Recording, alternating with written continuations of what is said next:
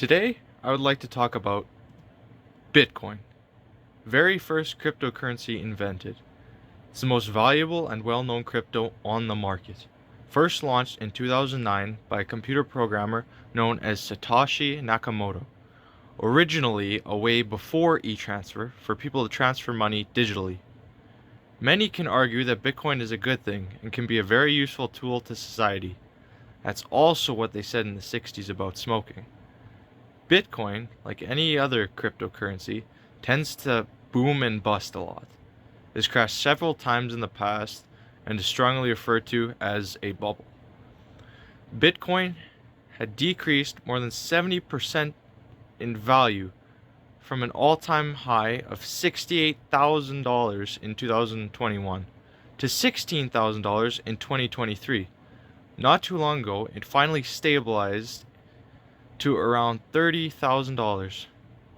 The reason Bitcoin is so volatile is because of the term known as the Gardner hype cycle.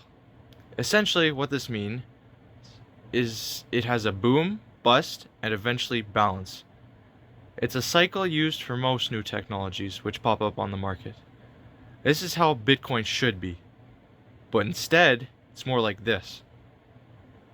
Bitcoin, for some reason, doesn't like to keep stable. Instead likes to go on an endless cycle of booms and busts. And yet countries are still invested in this fake dollar for some reason. China was Bitcoin's main investor. They were ranked number one of the most Bitcoin miners in the world. They recently banned Bitcoin in their country because they found out it was very harmful to their environment and could be used for money laundering. In 2021, El Salvador adopted Bitcoin as its legal tender. To this day, the country is still struggling to meet its debt obligations because of the $40 million loss of investments to the crypto. So far, it seems like Bitcoin is only affecting the world financially.